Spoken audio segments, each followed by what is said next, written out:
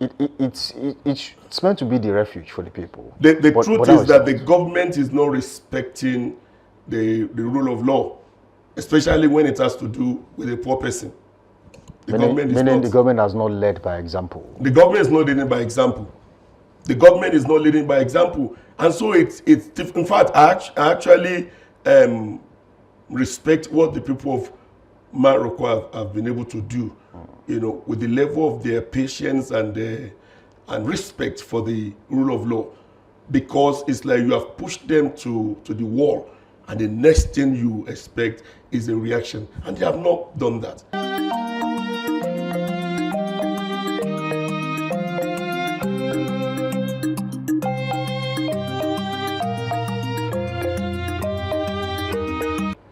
Thank you for joining us on this show this morning. Dr. Kunle Okunla, good to have you again. Thank you for having me again. Good morning, Nigerians. We are going to Lagos today. The people of Makoko, Oworonshoki, and so many other places are asking deep questions. Yeah. Where do we go from here? It's a very big question. Yeah. Before displacement, there has to be an arrangement. Yeah. But in a country like Nigeria, there's displacement before arrangement. So what should be the faith of the people of Lagos, especially in areas deeply affected by the current displacement going on in the city of Lagos? Thank you very much. We don't have a normal country in Nigeria yet. The day we have a normal country, and all this hypocrisy and harassment will cease. In my Nigeria of today, there is virtually no place for a poor person. A poor man in Nigeria is voiceless, is faceless, and is nameless. Makoko, which is a home to thousands of poor Nigerians, began life as a fishing community. I was about to ask that question. That is a business hub. Yeah. It started life as a business community about 100 years ago. The people have been there for about 100 years ago, and there's no official population number, but unofficially, they say we have about 200 to 250,000 people living in that community, and there hasn't been any major incidents, of insecurity or whatever that has happened in that place as recorded, by some major newspaper in Nigeria. The mega city of Lagos, which is an estimated population of more than 20 million people, is noted for having a very serious accommodation, problem, and that is the reason the government of Lagos State is embarking in urban regional, planning and settlements, and Lagos State government is, hanging on the fact that Makoko and some other areas, they are not well planned, and people are living there, illegally. That includes Ijora, yes, Oworonshoki, that the houses are built, they're wooden houses built on water and very close to power line. Now, as it is, the truth is that the demolition going on in Makoko, Owode-Onirin, Mile 12, Shogunro, and Bariga is both illegal and unconstitutional, and I'm going to break it down, for record. Now, some years back, the people of Makoko went to court, over the same issue, and they got a judgment against the government of Lagos State, and the judgment read thus: any eviction of the people of Makoko by the government of Lagos State without a commensurable compensation and resettlement plan is a crime against humanity. And the judgment also awarded a sum of 3.5 million naira against the Lagos State government. And so the people felt that even if we're going to be moved from this place, there's going to be commensurate compensation, and there's going to be, they're going to be a resettlement plan. A relocation approach. Yes, to all and of this. All these were not in place, and all of a sudden, in the middle of the night, the demolition started. And also, there's another community, Owodioniri community, recently took the Lagos State government to court over the same issue. The case is still in court, and Lagos State government is, taking action. They have embarked on demolition, yes, even on when demolition, the case is in court. And it's a serious issue how our governments are not obeying even the court injunctions, and when in any country where that happens, it's a serious matter, because the last hope of a poor person, all right, as we will say, is the court, the judiciary. And here we have a government that is not regarding the court issue. A court judgment has been taken, and there's another court case going on, and yet the Lagos State government is embarking on a demolition. Should we call it a demolition spree? Yes, because nobody cares about the plight of a poor person. Since the demolition spree started, 12 people have died, and among them is a 5-day-old child. And that's why the people are saying that the governor of Lagos State is a baby killer, because you have to consider the plight of the people. You came in the night with the help of the police and the evacuators, and you started demolishing people, not minding the health and the well-being of the people that are in the place sleeping. And there is no commensurable compensation, and there is no relocation plan. What do you want the people to do? Where do you want them to go? Where do they begin from? All the while, that is where they have their livelihood for more than 100 years ago. If you are going to move somebody who has been in that place for that long, then you must have a commensurable compensation, plan for that person, and relocation plan, so that we move you from this place and we take you to another place. So let's talk about urban development. Yeah. Some say that will not come easy. How about checking if the state government actually passed a message across to the people of Makoko, Owodioniri, Shoki, Bariga, and so many other places currently undergoing this the demolition spree we're talking about? I just said that there was a court judgment that was received by the people of Makoko when they took the Lagos State government to court many years ago. And I just read what the court judgment says, that before you can do that, you have to adequately compensate the people and have an adequate relocation plan. All these were not there. Talking about the role the police played in all of this, the Nigerian police, they are saddled with responsibilities, which is to protect the lives and properties of the people, Nigerians. So at what point did it get to a stage where local grievance turned to a wider public protest? And what does that say about citizen-government relationship in Lagos and the role of the police in all of this? Thank you very much. The police, the Lagos State Police, have not done well in this matter. I listened to several interviews granted by the Commissioner of Police in Lagos, and from what he said, he himself knew that the police have not really done well, because for the demolition, the police and Lagos State officials were the people that were there, overseeing the demolition. All right, and everybody knows that Section 39 and Section 40 of Nigerian 1999 Constitution says that you are free. We're free to have a protest, freedom of a speech.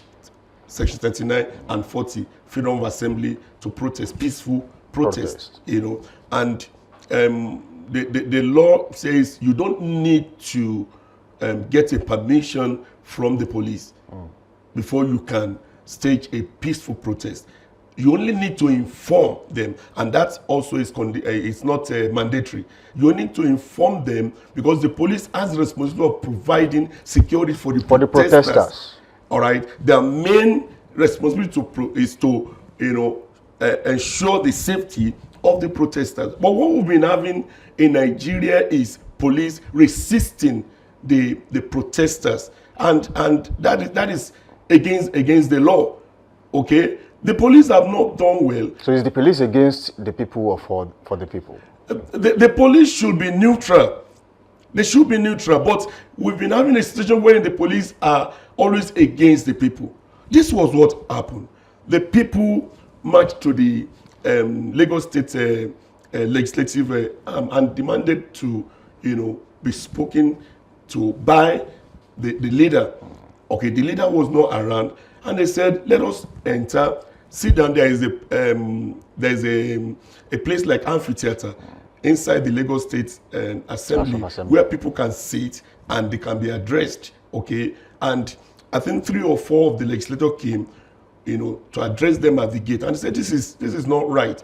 You came with umbrellas because it was in the heat of the sun, with umbrellas, and we are in the sun. We put you in office. Let us enter and sit at the amphitheater so that you can address us." And they said no, because you can't enter. And at that point, legislators, they were angry and they left. And the next thing that happened was that the police began to shoot a tear gas onto the people, and so many of them were wounded. And the question is that the right approach? Internationally, the tear gas used in dispersing a protest and water cannons has been banned, because both of them, they are very dangerous. The commissioner of police was talking, and he himself was agreeing that the use of tear gas can have a carcinogenous long-time effect on the people. Apart from that, they can create wounds or some other things. But what about the long-time effect on the people? And the water cannon, he said they have the water cannons on standby. Water cannons is even worse than tear gas, because these are very hot waters that can create a lot of damages, onto the people. And that's why the international bodies have resorted to, dialogue. That use dialogue, or use your shield. There is a shield that the police use to push back the people. But don't use tear gas, don't use batons, and don't use the water cannons. And that is what we're having in Nigeria. So the question that everybody is asking, what is the hope of a poor person? Is it a crime to be poor? Even the holy books assure that there will never be a time that the poor will cease from that. There will always be poor people. So are we not going to breathe because we're poor? Like somebody was talking about the urban regional, planning, whatever. And I asked, all the lands that have been taken away from the poor in the past, how many of them eventually went back to the poor? Go to VCG, can you see any poor there? Go to Ajah, can you see any poor there? And these are lands that are taken from the poor. And now the poor cannot go back there, and they are not compensated, and they are not relocated. Where is the thin line between maintaining public order and respecting citizens' rights? Because there's a thin line between these two. Yes. I know that, the law says that you have the right to protest, but it also says that you don't block roads, you don't interfere with the freedom of other road users, because where your freedom, don't obstruct businesses. Yes, you don't all businesses. Where your rights end, that's where another person's right begins. Like the commissioner of police was saying in Lagos that the reason they used the tear gas was because the major roads were blocked and the people are suffocating in their cars. All right, but the protesters says that was what we want to guide against. Why we say let us move into the premises of the Lagos State House of Assembly, because there is a amphitheater place that can contain us, and once we're entered, there will be free flow of movement. So all these things that the police are saying, they are not holding any water, because if you have done the right thing, there wouldn't have been any need for the use of tear gas. Okay, there are 3 parties in all of this. Yeah. The community owners, who eventually became the protesters. Yeah. We have the Lagos State government, yeah, and also the police. Yeah. Now, in all of this, yeah, the Lagos State government had a responsibility to the people of Lagos. Yeah. The police had a responsibility to the people of Lagos, yeah, so to the government. Yeah. While the people of Lagos who are currently being affected by this clampdown also have responsibilities to the government. To the government, yes. And also a level of respect to the police. Now, some people are saying that the police were eventually provoked to act the way they acted. But that is not the question. If it gets to this stage, we have seen protests across the world. And we have seen how it has been handled. Why is Nigeria's case exceptional? Why do we always have to go through this over and over again? Is it a systemic failure or it's the people? Because eventually it's the people that are the police officers. It is the people that are in governance. I think it's a failure of the system because of the mindset of the government. The truth is that, like I said when I started, I think it's becoming a crime to be poor in Nigeria, because a poor person is faceless, is nameless, and is voiceless. Your voice will not be heard. You know, your name will not be mentioned. Say 2 people or 3 people, you know, and lost their lives. Lost their life, and you are defenseless. You don't. It's like you don't really have any right, and you know it's pathetic. In a country that is being governed by constitution, you know, the people must be given space to live.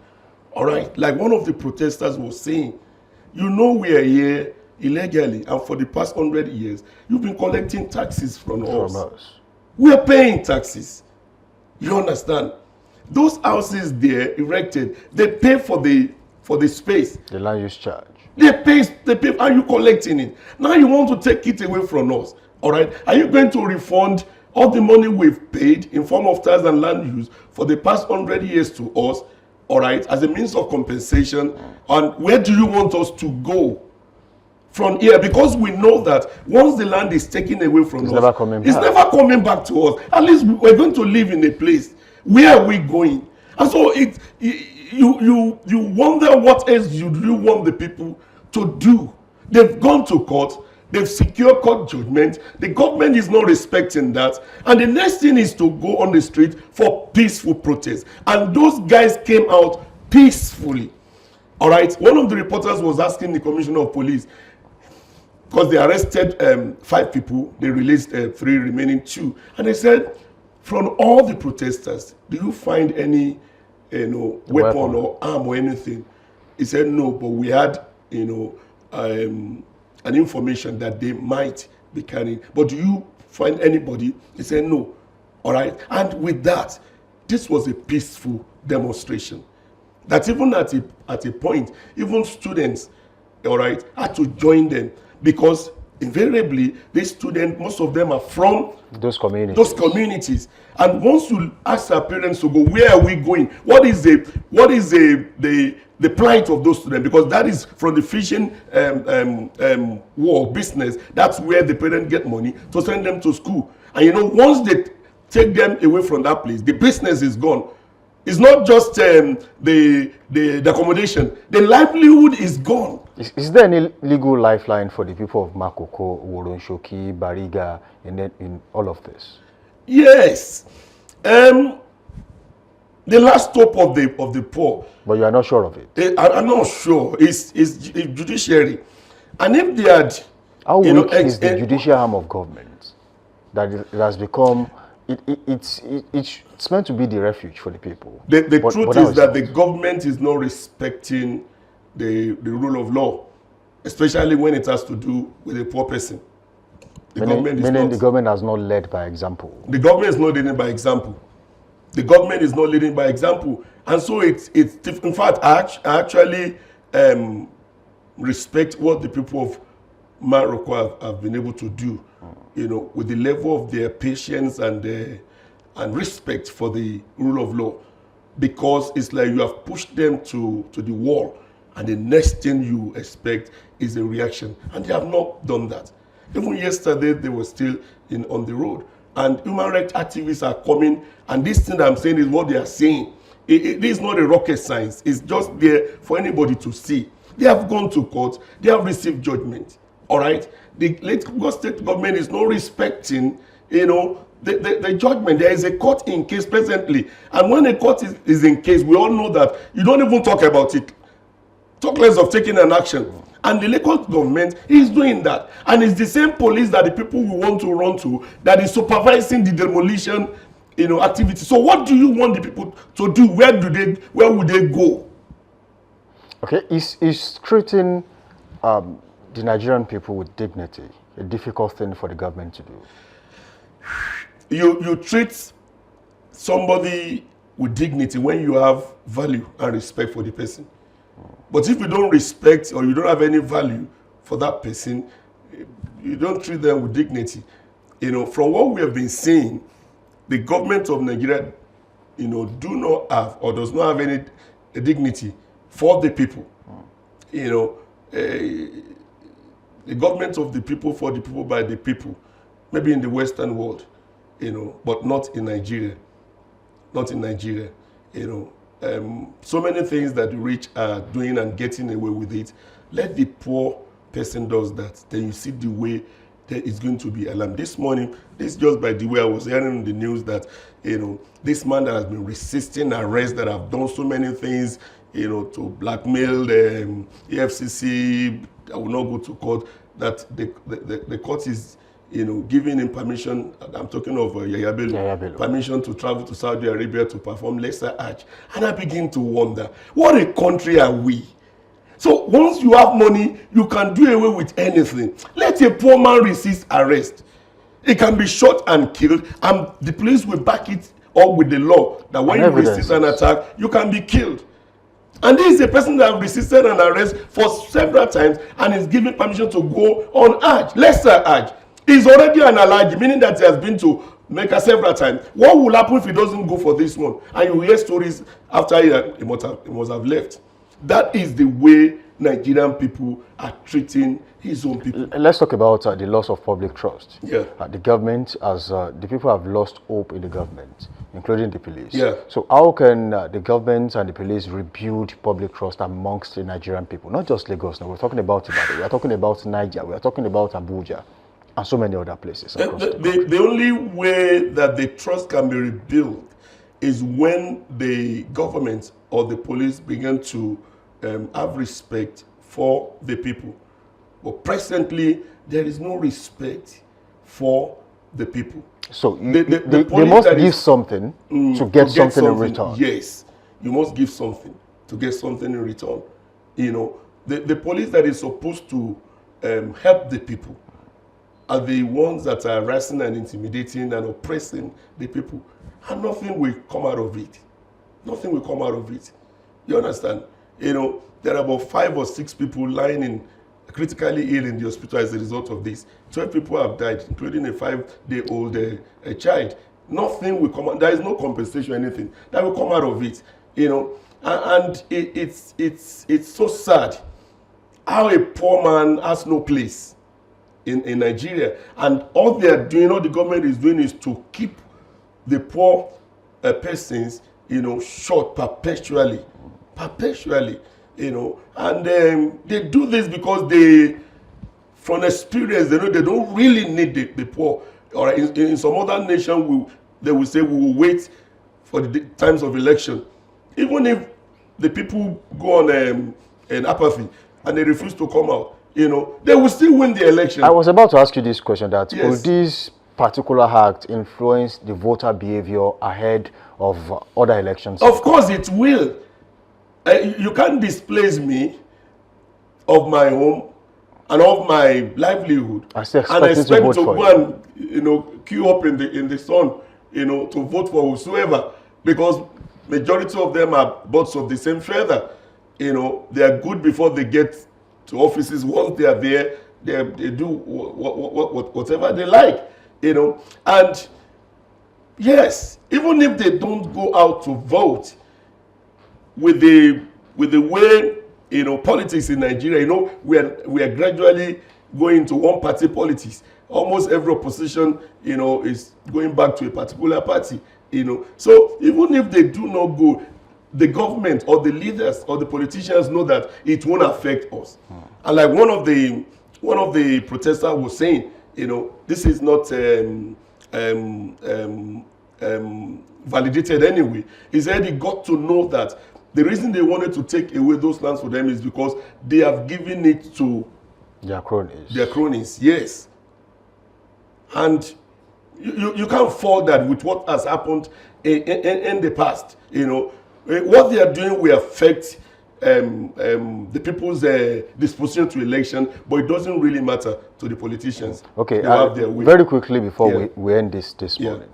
We have seen patterns in the past where a certain government might take the not so good decisions against some communities that they felt like they didn't get too much vote in the last election.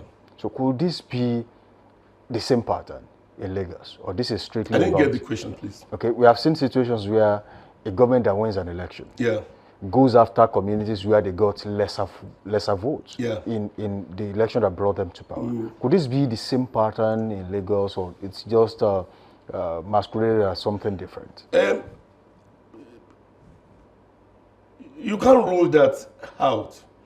You can't rule that out with the level of intimidation and harassment that government, you know, is levying on people of opposition. You know, do you think that it's that easy? You know, the way most governors, most influential politicians are, you know, moving to a particular party.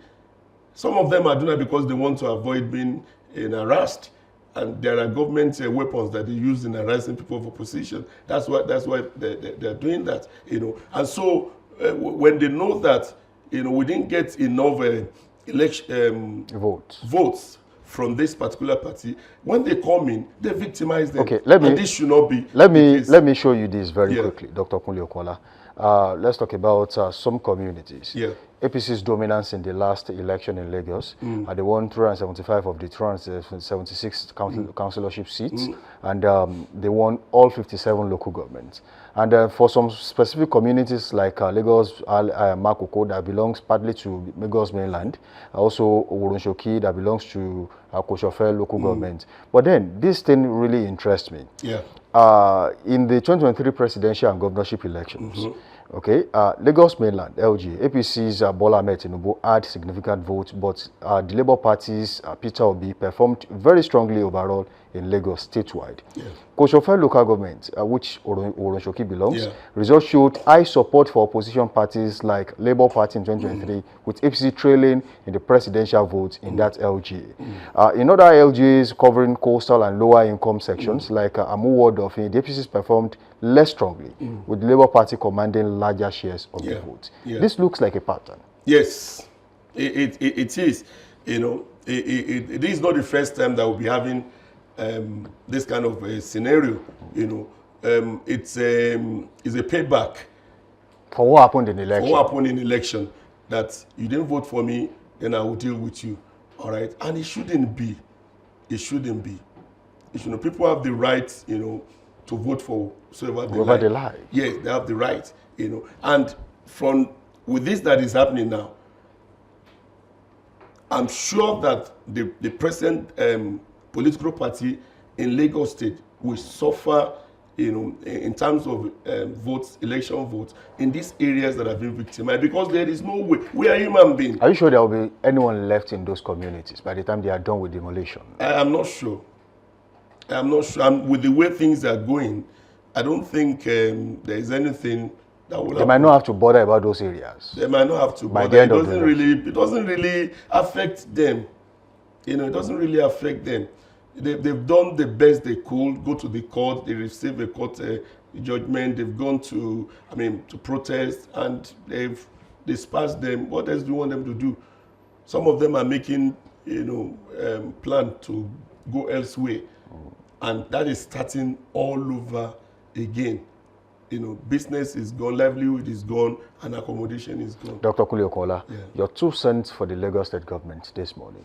After that, you take that for the police and the people of Lagos. I would like the police to be more compassionate in dealing with the people.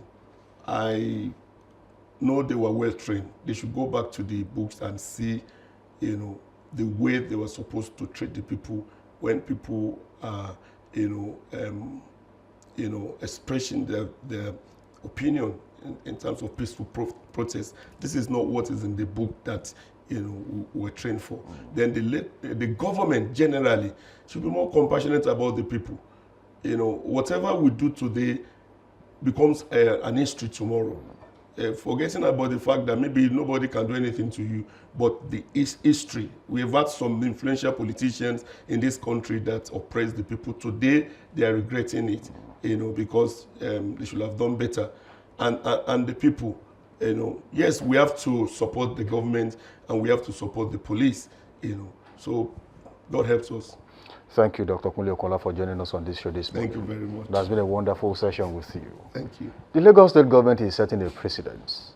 And as Lagos looks ahead, the choices made in moments like this will echo far beyond the streets where the protest began. Finding common ground between progress and protection remains one of the defining challenges of urban governance. Our guest this morning has been Dr. Kunle Okola. I will thank him for sharing his perspective, and to you for staying informed with Daybreak Live, where today's stories help shape tomorrow's conversations. Samson Balogun is my name, and up next is Trend Watch.